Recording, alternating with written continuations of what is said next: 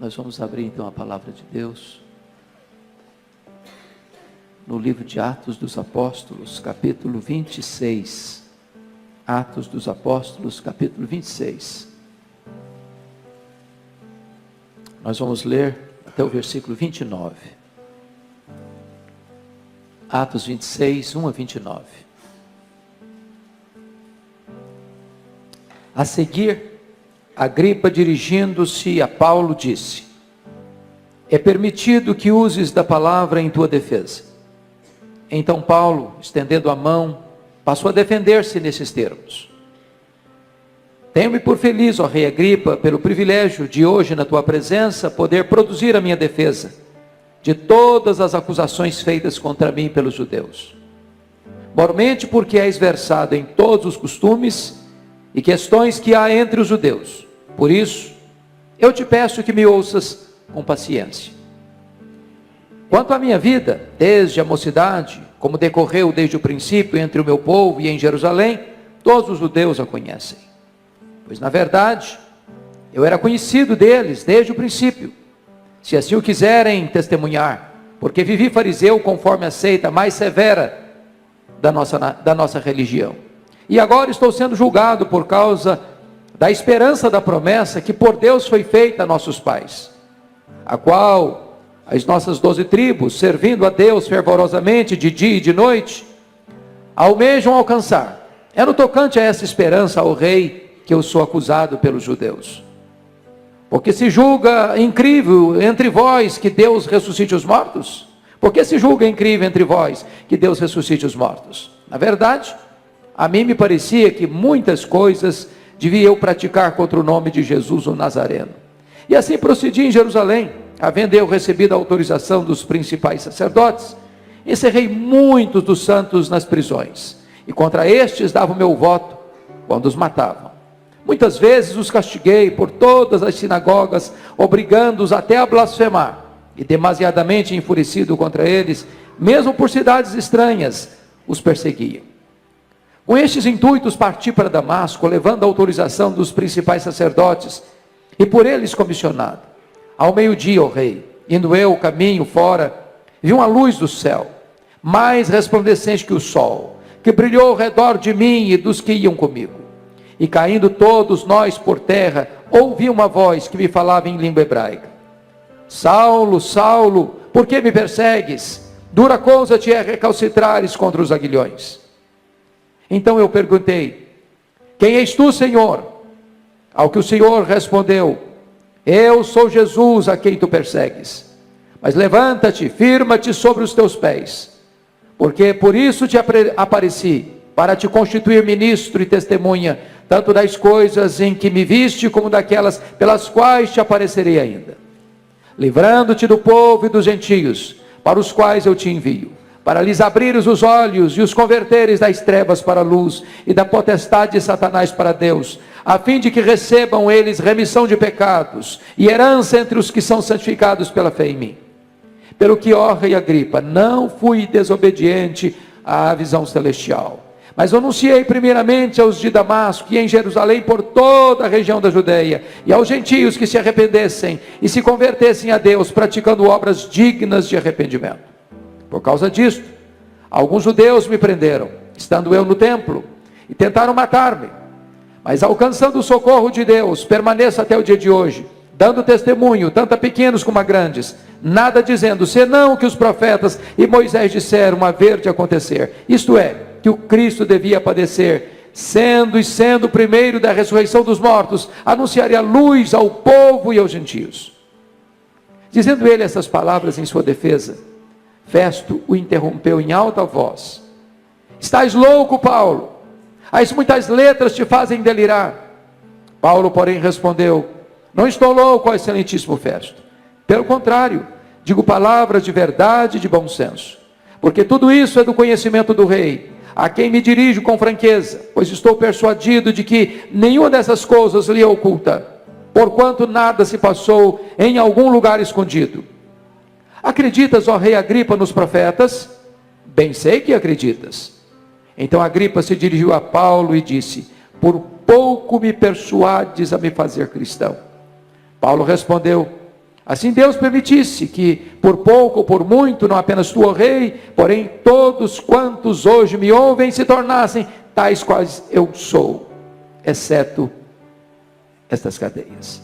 Você pode repetir o verso 28 comigo?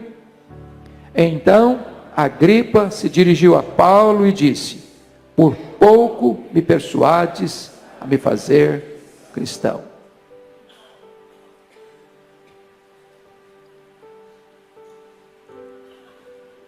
Eu quero conversar com você sobre o tema quase salvo, porém fatalmente perdido. Quase salvo, porém fatalmente perdido. Nós estamos diante de um dos maiores gigantes da história. Nós estamos diante do maior paladino do Evangelho, do grande bandeirante do cristianismo. O homem de mente peregrina, o homem de cultura invulgar, o homem de personalidade prismática, o campeão na história da igreja, em plantio de igrejas, o incansável ganhador de almas. Estamos diante do apóstolo Paulo. Desde a sua conversão, ele enfrentou lutas, muitas lutas. Suportou cadeias, sofreu açoites, foi perseguido, foi açoitado com varas, foi preso, enfrentou naufrágios, trazia no corpo as marcas do Senhor Jesus, foi fuzilado pela fúria do inferno, foi atacado por todas as frentes e torpedeado pelos dardos mais inflamados do maligno. Este homem sofreu fome, sofreu sede, sofreu injustiça as mais severas das mãos dos homens.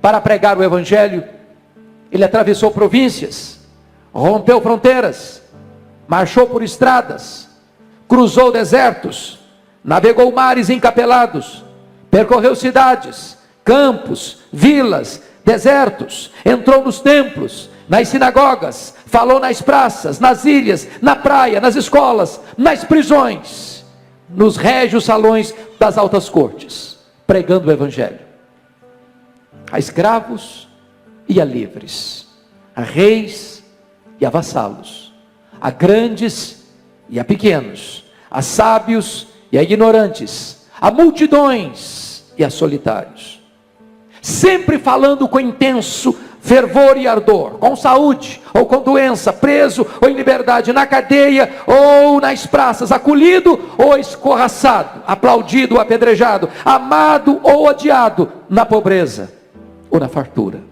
pregando o Evangelho.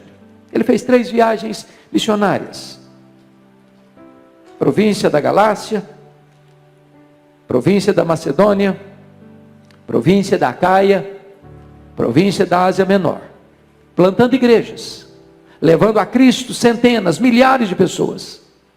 Agora ele está de volta a Jerusalém, não para se aposentar, não para deitar numa cadeira de balanço, não para vestir um pijama. Ele volta, sim, com as mãos cheias de ofertas aos pobres da Judéia. Quando ele chega em Cesareia, Ágabo profetiza que ele vai ser preso. Vai ser preso em Jerusalém. Os discípulos tentam demovê-lo, mas corajosamente ele diz para eles: o que vocês estão fazendo comigo? Eu estou pronto não só a ser preso, eu estou pronto a morrer pelo nome de Jesus. E ele foi para Jerusalém, e ele foi preso. Conspiraram contra ele, armaram ciladas contra ele, resolveram matá-lo, fizeram juras e voto de que o matariam. Por providência de Deus, a trama é descoberta, e Paulo é transferido para Cesareia Marítima. Ali ele é acusado durante 2 anos. O inferno vomitou contra ele toda a sua fúria, o diabo arregimentou contra ele toda a sua corja, e diante da frouxidão de Festo, prestes a entregá-lo nas mãos do Sinédrio, que armava uma orquestração contra ele para matá-lo, diz a Bíblia que Paulo decide, como cidadão romano, que quer ser julgado diante de César. E é nesse momento então, que lá em Cesareia, Festo recebe a visita do rei Agripa, acompanhado de Berenice, sua mulher. E diz a Bíblia que é nesse ínterim, dessa visita, que Paulo é chamado para dar o seu testemunho diante do rei Agripa. Uma reunião de pompa, de luxo, para Paulo fazer a sua defesa. E talvez com um brilhantismo raro, num dos mais eloquentes discursos da história da igreja, Paulo abre o seu coração, narra o que Jesus Cristo fez na sua vida. Ele mostra com total clareza, com diáfana eloquência, o que Cristo fez na sua vida, como ele era um monstro, como ele era um homem carrasco, como ele era um bárbaro, como ele era um perseguidor, assolador, exterminador, uma fera selvagem, e com fúria caminhava para Damasco, com o propósito de prender os cristãos e encerrá-los em cadeias. Mas de repente, naquela estrada, por volta do meio-dia, um fato acontece. Uma luz mais forte do que o sol incidiu-se sobre ele e derrubou ao chão. E então ele escuta uma voz que bradava desde os céus em voz hebraica: Saulo, Saulo, por que me persegues? Dura coisa te é recalcitrares contra os aguilhões. Este homem selvagem, este homem sanguinário está caído, está prostrado, está vencido, já convertido pelo poder do Espírito Santo de Deus. E ele então pergunta, agora com senso de submissão: quem és tu, Senhor?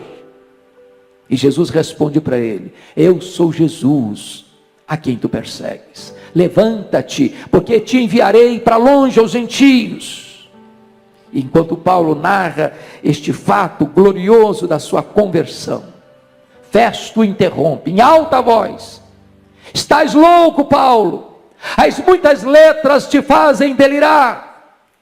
E Paulo responde: eu não estou louco, excelentíssimo Festo, ao contrário, falo palavras de verdade e bom senso, porque o que eu estou comentando aqui não passou aí escondido em algum canto, isto é fato notório e testemunhado por todos. E Paulo deixa Festo de lado, dirige-se ao rei Agripa e pergunta para ele, encurralando-o nas cercas da sua consciência: acreditas, ó rei Agripa, nos profetas? Sem que o rei tivesse fôlego para pensar, ele diz: bem sei que acreditas.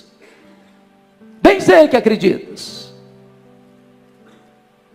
Então o rei Agripa, tentando tergiversar, tentando buscar um atalho da conveniência, tentando não levar a sério esta verdade que o confrontava, tentando driblar a sua própria consciência, responde para Paulo: por pouco me persuades a fazer um cristão. Por pouco me persuades a me tornar um cristão. E aqui está o grande perigo. Pouco, quase. Daqui eu tiro meu tema: quase salvo, porém fatalmente perdido. Há muitas coisas, meus irmãos, na nossa vida, das quais se pode dizer que quando estão quase feitas, não estão feitas de modo nenhum. Um viajante que chega quase no horário no aeroporto para pegar o seu voo, perdeu o seu voo. Um estudante que se prepara e quase passou no vestibular, foi reprovado. Um general que quase ganhou uma batalha, perdeu-a. Um boxeador que quase ganhou a luta, perdeu-a. Quase é a confissão da derrota, com a esperança da vitória conservada até o fim. Quando se trata das coisas ordinárias da vida, esse quase pode ser reparado. O viajante pode pegar o próximo voo. O estudante pode passar no próximo vestibular. O general pode ganhar a próxima batalha. O boxeador pode vencer a próxima luta. Há ocasiões, entretanto, que o quase é irreparável. Nas questões da vida ou da morte, não há quase, só há duas categorias: os que ficam vivos e os que morrem. Um cirurgião famoso, que está escalado para fazer uma das mais delicadas cirurgias de um personagem tão conhecido na história. A imprensa divulga que a cirurgia vai acontecer no dia tal, no horário tal, no hospital tal, e no outro dia estampa-se nos jornais: a cirurgia foi quase bem sucedida, o paciente morreu. No dia 31 de dezembro de 1989, o barco Batomushi, na Baía da Guanabara, estava cheio de gente, alguns atores, atrizes, pessoas da sociedade, para assistir o grande espetáculo dos fogos multicoloridos da virada de ano, naquele lugar tão conhecido no Brasil e no mundo.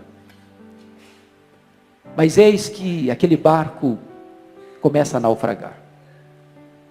O desespero, o pânico toma conta de todos. Barcos salva-vidas foram chamados para prestar socorro. Entretanto, muitas daquelas pessoas que estavam ali pereceram. Os barcos salva-vidas chegaram quase na hora, mas chegaram tarde demais. 17 de junho de 2007, voo 3054 da TAM, sai de Porto Alegre, com destino a Congonhas. É uma tarde chuvosa,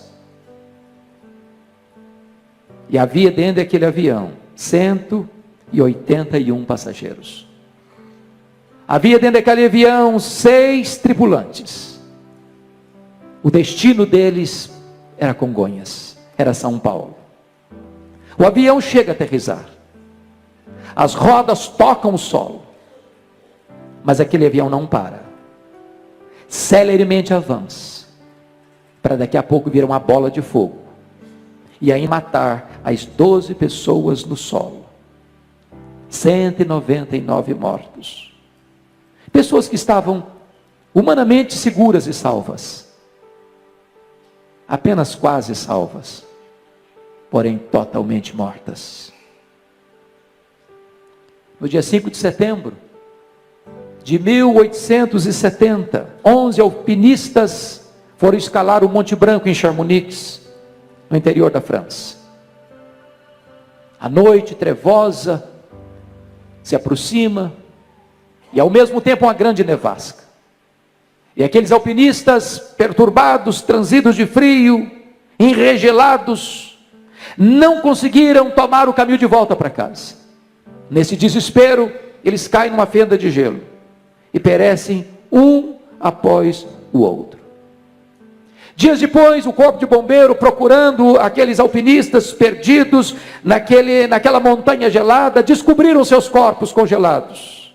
Descobriram mais. Se eles tivessem dado 5 passos para frente, eles teriam encontrado inevitavelmente o caminho de volta para casa. Tão perto da vida e morrerem, tão perto da salvação e perecerem, quase salvos, porém fatalmente perdidos. Pode ser que para você que veio aqui nesta noite, não falte para você quase nada para você ser salvo, quase nada para você se tornar um filho de Deus, mas esse quase é o intervalo entre você e a salvação. Esse quase é a distância que há entre você, ou o desejo de você ser salvo, e o fato de você o ser. Esse quase é a ponte que você precisa atravessar, para que você seja salvo e atingir a segurança da vida eterna. Quase não adianta para você. A Bíblia diz que Agripa entra para este triste rol daqueles que foram quase salvos, porém ficou totalmente perdido. Parece-nos que Agripa botou o pé na sepultura, sem saber qual era o destino da sua alma. Chegou na porta do céu, mas foi lançado ali para o abismo do inferno. Sabem por quê? Porque ele ficou no quase. Ele deixou para amanhã a mais importante decisão da sua vida. Quero dizer para você nesta noite que este é o erro fatal. Este é o erro fatal. É uma armadilha do inferno para a sua alma. É um pecado para o qual não tem perdão. É resistir o Espírito Santo até o fim. É continuar dizendo para Deus, com todas as evidências, quase, por pouco. Por pouco. E eu estou convencido desse fato.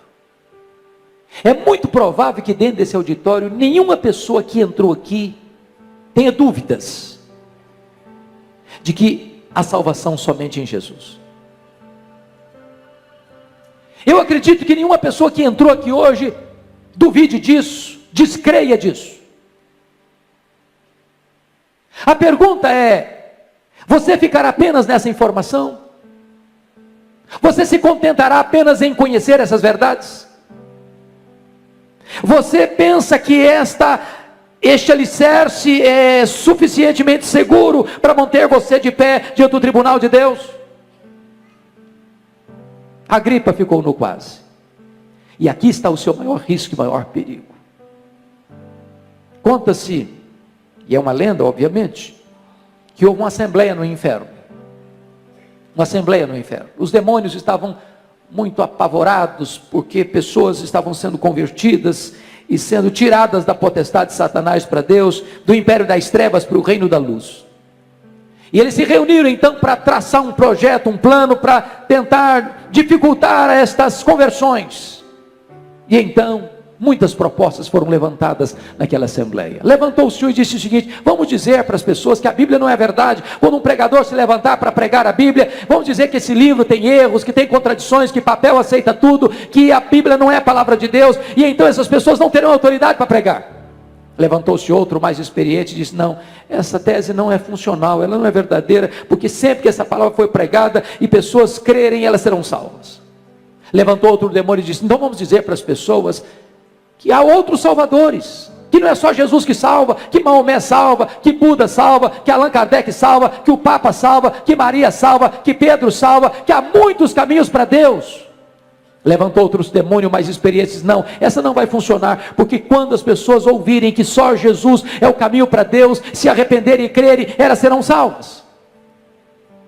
Levantou-se outro e disse: então vamos dizer que o homem não é pecador, que o homem é bom, que ele merece, que ele faz boas obras, que ele pode ser salvo pelo seu sacrifício, pela sua obra, pela sua religiosidade, pelos seus predicados morais. Levantou-se outro demônio e disse: não, essa também não vai funcionar, porque o homem sabe que é pecador, ele tem experiência que é pecador, e no momento que ele se arrepender dos seus pecados e correr para os braços de Jesus, ele será salvo. Muitas outras propostas foram levantadas, até que levantou-se o maioral dos demônios e disse: eu tenho uma solução. Vamos dizer para os homens que a Bíblia é a verdade. Vamos dizer para os homens que só Jesus Cristo salva. Vamos dizer para os homens que o homem é pecador e ele precisa se arrepender. Vamos dizer só mais uma coisinha para eles. Agora não. É cedo demais. Agora não. Deixa para depois. Deixa para mais tarde. Deixa para outra ocasião. Adia essa decisão. Vamos deixar os homens quase salvos, porém fatalmente perdidos. Deixa eu dizer para você: deixar para depois é uma emboscada para a sua alma, é uma armadilha para a sua vida. Deixar para depois é você entrar nesse alçapão do inferno. Jesus Cristo deixou extremamente claro: quem não é por mim é contra mim. Portanto, note isso: você hoje não pode ficar numa posição de neutralidade diante de Jesus, até porque não existe essa posição de neutralidade. Aliás, é imperativo dizer para você: você é escravo da sua liberdade. Você é escravo da sua liberdade. Você que entrou aqui hoje não pode deixar de tomar uma decisão. Sabe por quê? Porque você é escravo da sua liberdade. Você, como alguém dentro de um barco, rio abaixo, lá na frente tem um grande abismo. Você pode tomar algumas decisões. Você pode tomar a decisão de pular do barco. Você pode tomar a decisão de remar para a margem. Você pode tomar a decisão de achar que o abismo não existe. Você pode fazer de conta que não há perigo à frente. Só uma coisa você não pode fazer, é deixar de tomar uma decisão. Mas você pode argumentar, mas eu não quero decidir nada, eu estou indeciso. Pois se você está indeciso, eu quero dizer que isso já é uma decisão, porque a indecisão é a decisão de não decidir. E quem decide não decidir, decide não a favor de Cristo, mas contra Cristo, porque ele diz: quem comigo não ajunta espalha, quem não é por mim, é contra mim. Deixa eu dizer uma coisa para você. Aqueles que nunca pensaram no céu, vão se lembrar dele no primeiro minuto de inferno. Eu repito. Aqueles que nunca pensaram no céu, vão se lembrar dele no primeiro minuto de inferno. Mas já será tarde demais.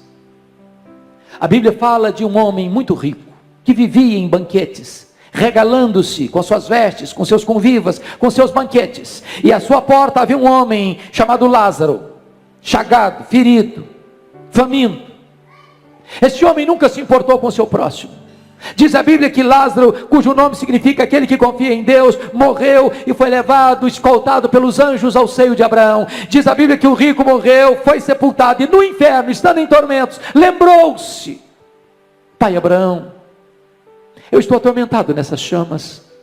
Peça a Lázaro que molhe a ponta do seu dedo em água e põe aqui na minha língua, para me refrescar a língua, porque estou atormentado nessas chamas. E eu pergunto a você: o que adianta uma gota d'água nas chamas do inferno? Era tarde demais. E a palavra para ele foi esta: há um grande abismo entre nós e vós, de tal maneira que os que estão aqui não podem passar para lá, nem os que estão lá passarem para cá. Hoje, agora, nesta noite, eu posso dizer para você: a porta do céu está aberta para você. E Jesus convida você: vinde a mim, todos vós que estáis cansados e sobrecarregados, e eu vos aliviarei. Hoje Deus convida você: convertei-vos, convertei-vos de todo o vosso coração, convertei-vos dos vossos maus caminhos, porque havereis de morrer. Mas você pode fazer a seguinte pergunta: o que pode me separar deste convite? O que pode me fazer rejeitar esse convite? Que razões me levam a deixar para depois? Que fatores me levam a ficar apenas no quase? Primeiro, tem muita gente que deixa para a última hora, ou fica no quase, por causa do amor do dinheiro. Amor do dinheiro. Tem gente que já vendeu sua alma para o diabo por causa de dinheiro. Tem gente que já negociou os princípios e valores absolutos da sua consciência por causa do lucro fácil, ilícito. Tem muitas pessoas que por causa do dinheiro mentem, roubam, corrompem, oprimem, matam, morrem. Tem muitas pessoas que pensam que se elas tiverem dinheiro, elas estarão seguras, mas o dinheiro, embora bom em si, ele pode dar para você uma boa casa, mas não pode dar para você um lar. Ele pode dar para você uma bonita roupa, mas não pode dar para você saúde. Ele pode dar para você bom alimento, mas não dá para você apetite. Ele pode dar para você um rico funeral, mas não dá para você a vida eterna.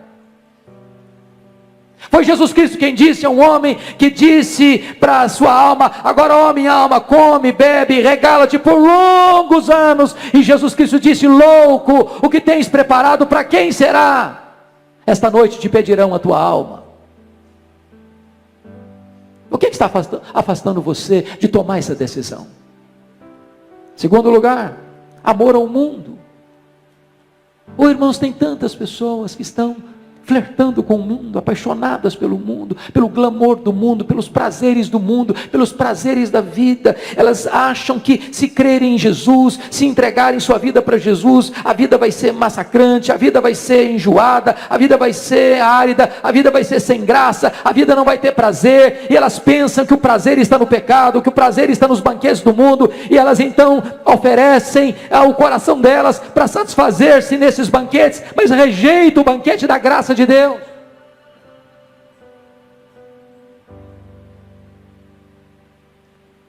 Tem gente que é como o corvo que Noé soltou depois do dilúvio. Quando aquele corvo saiu da arca e viu lama e viu sujeira, ele não quis voltar para a arca, ele ficou lá.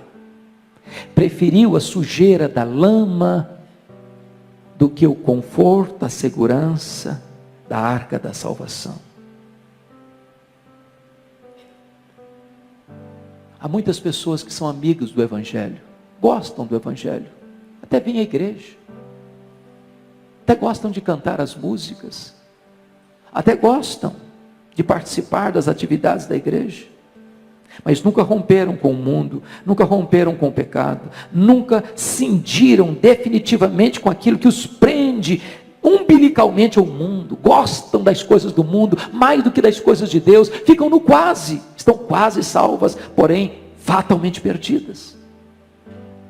O que é que está afastando você de tomar essa decisão? Outras pessoas deixam de tomar essa decisão por causa das amizades.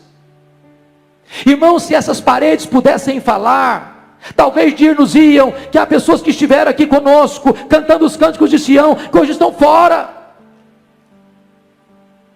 Talvez qualquer um de nós aqui pode relatar de pessoas que já participaram conosco, cantando os cânticos de Sião, assentados ao redor da mesa do Senhor, e que hoje saíram, e que hoje fugiram, influenciados por mais amizades, e se perderam no mundo. Quem de nós não conhece a história de Elvis Presley? O famoso, rico, conhecido cantor de rock, talvez o maior deles, criado numa igreja evangélica, cantando no coral da igreja, que por influência do mundo, deixas o redil, o aprisco das ovelhas, vai se comprometer com drogas, vai ter um fim tão triste, morrer de overdose, influência das amizades. Há muitos pródigos que saíram da casa do pai, estão hoje num país distante, ou estão hoje na pocilga das drogas, do sexo ilícito, irresponsável, do álcool, das desgraças e mazelas desta vida, por influências de falsas amizades. O que está impedindo você de tomar essa decisão, de ficar com uma gripa quase, por pouco? Tanta gente, por influência da família. Eu conheço gente que diz assim: eu prefiro ir para o inferno de que mudar de religião. Meus avós pertenceram a esta religião, meus pais pertenceram a esta religião, eu nasci nessa religião, eu estou educando os meus filhos nessa religião, e eu prefiro me perder do que mudar. E Jesus Cristo foi categórico em dizer: quem amar mais o seu pai e a sua mãe do que a mim, não é digno de mim. Se você parar para perceber, essa família herodiana perdeu todas as suas oportunidades. A Bíblia nos fala de 4 Herodes. Herodes o Grande, aquele que mandou matar as crianças de Belém. Depois Herodes Antipas, aquele que prendeu João Batista e mandou degolar João Batista na cadeia. Aquele que zombou de Jesus no seu julgamento. Depois o terceiro Herodes, Herodes Agripa I, aquele que ouviu o evangelho pelos apóstolos, mas perseguiu a igreja de Deus em Jerusalém, e mandou passar ao fio da espada Tiago, e mandou prender Pedro na prisão máxima, e por não ter dado glória a Deus, ele foi comido de vermes. Agora estamos diante do último membro da família herodiana, Herodes Agripa II. Ele está diante do maior evangelista da igreja, o apóstolo Paulo. mesmo confrontado pela verdade, mesmo ouvindo o evangelho, mesmo ouvindo o testemunho de conversão de Paulo, ele escuta essa mensagem e diz para Paulo: Paulo, por pouco me persuades a me fazer um cristão, quase salvo, porém fatalmente perdido.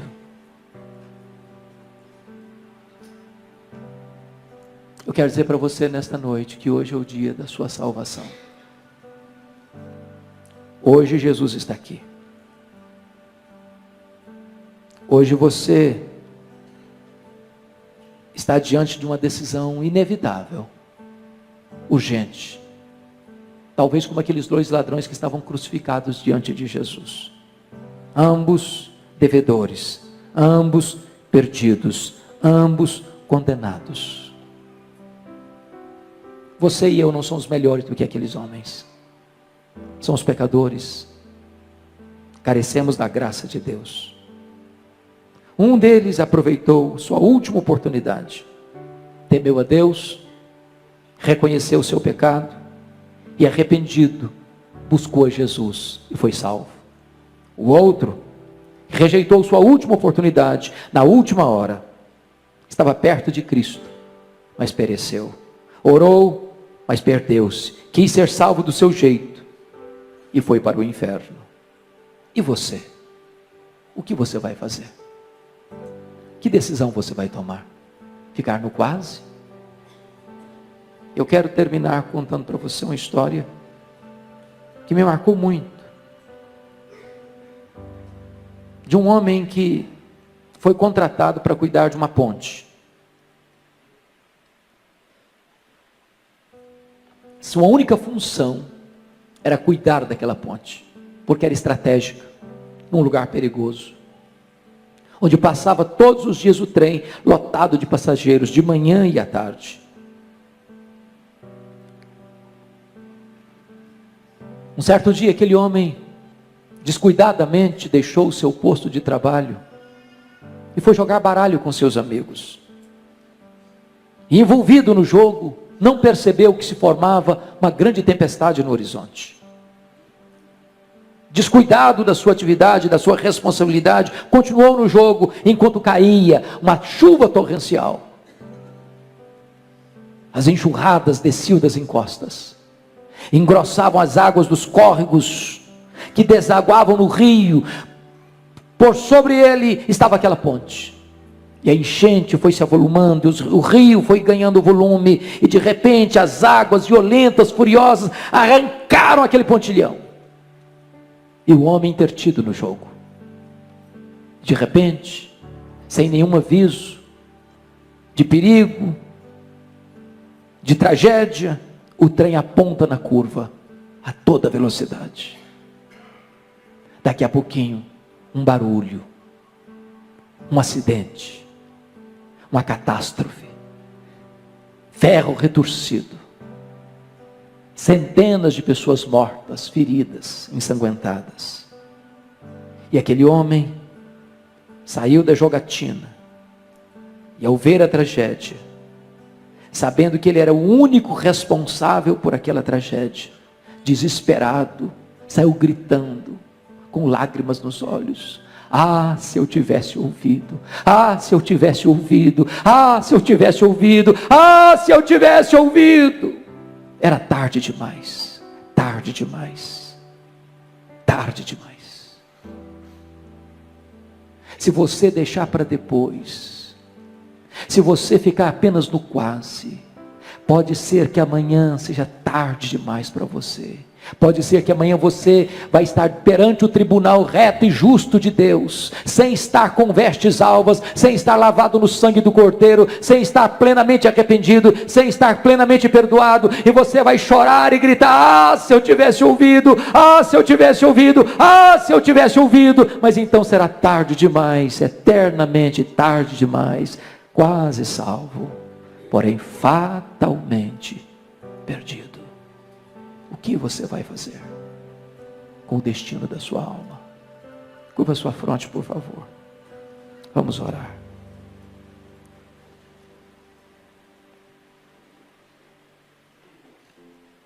Nenhuma decisão da sua vida é mais importante do que essa. Nenhuma. Nenhuma decisão. Essa é a mais urgente, necessária decisão da sua vida. Você pode ganhar o mundo inteiro, se você perder sua alma, de nada valeu. Você pode pertencer à família mais famosa, mais conhecida, mais honrada dessa cidade. Se você não se converter, se você não nascer de novo, se você não se render a Jesus Cristo, nada disso vai valer. Você pode ter fama, sucesso, você pode ter uma brilhante carreira profissional, você pode ter sucesso na sua vida afetiva, você pode ter construído uma família maravilhosa, você pode ser amado na sua família, mas se você não for salvo, nada disso lhe aproveitará. Hoje é o dia da sua decisão. Hoje é o dia. Amanhã pode ser tarde demais. Se hoje você ouvir a voz de Deus, não endureça o seu coração. Porque o amanhã você não administra. Você não sabe se Deus vai preservar a sua vida. E você não sabe se Deus lhe dará uma outra chance. Você não sabe se você terá um novo tempo para você ouvir a voz de Deus. Por isso a Bíblia diz, se hoje você ouvir a voz de Deus, não endureça o seu coração. Eu quero orar por você. Se você deseja tomar essa decisão, é aí no silêncio do seu coração. Porque essa é uma decisão pessoal, intransferível. Só você, seu pai, sua mãe, seu marido, sua mulher, seus filhos não podem tomar essa decisão por você. Ela é sua, somente sua. Então nesse momento, fale para Deus. Ore comigo assim. Ó Deus, eu ouvi nesta noite a tua palavra. E eu reconheço que eu sou um pecador. E eu reconheço que só há salvação em Jesus Cristo. E eu reconheço que hoje é o dia da salvação. Eu não quero ficar com uma gripa, dizendo quase. Hoje, Senhor, hoje eu quero tomar a minha decisão. Por amor do teu nome, muda a minha vida. Dá-me um novo coração. Dá-me o arrependimento verdadeiro, genuíno. Dá-me a fé salvadora. Muda a minha vida, transforma o meu coração. Liberta-me dos meus pecados. Hoje, meu Deus, eu quero te pertencer, ser o teu filho, ser tua ovelha, fazer parte da tua família, ter o meu nome no livro da vida e ter em mim o selo do Espírito Santo. Eu quero fazer parte da tua igreja. Eu quero estar na tua presença para reinar contigo para sempre e sempre e sempre. Ajuda-me, Senhor. Eis-me aqui, recebe-me, transforma-me, liberta-me, perdoa-me, salva-me, em nome de Jesus, amém. Enquanto a igreja está orando em seu favor, eu gostaria de saber se alguém fez esta oração comigo com sinceridade, que levantasse uma das suas mãos. Eu quero dar graças a Deus pela sua vida. Alguém na galeria? Amém. Mais alguém na galeria? Amém. Mais alguém na galeria? Amém. Aqui embaixo, alguém? Amém. Mais alguém? Mais alguém? Amém. Amém. Amém. Mais alguém? Mais alguém? Nós vamos orar, dar graças a Deus pela sua vida. Onde você está? Fique em pé. Eu quero orar por você neste momento. Pode ficar em pé onde você está. Eu vou orar por você neste momento. Graças a Deus. Ah, Senhor, glória ao teu nome, porque tu és o Deus da salvação. Glória ao teu nome, porque a tua palavra foi anunciada nesta casa, e a tua palavra é viva e poderosa. Agora toma estas vidas em tuas mãos, cobre-as com o sangue de Cristo Jesus. Dá a elas o teu perdão, dá a elas a alegria da salvação, dá a elas a certeza da vida eterna, dá a elas, meu Deus, a experiência gloriosa de um novo nascimento, para que elas possam pertencer à tua família, ao teu rebanho, e receberem de ti, Deus, a alegria e a segurança de que estão nos teus braços, e dos teus braços ninguém pode arrancá-las. Glória ao teu nome, por tão grande salvação. Louvado seja o teu nome. Em nome de Jesus. Amém. Amém. A salvação é o maior presente que um ser humano pode receber, e as palavras que proclamamos sobre ela têm poder, porque vai além do que nós podemos imaginar. Em tempos difíceis, quando a fé é questionada, as palavras de salvação também se tornam palavras de defesa, pois não apenas afirmam a verdade, mas também sustentam aqueles que creem. A jornada da fé não é isenta de desafios e muitas vezes somos chamados a responder por aquilo em que acreditamos, seja diante de circunstâncias difíceis ou perante aqueles que não compreendem a grandiosidade da graça divina. Como está escrito: antes, santificai a Cristo como Senhor em vosso coração, estando sempre preparados para responder a todo aquele que vos pedir a razão da esperança que há em vós. 1 Pedro 3,15, onde está escrito essa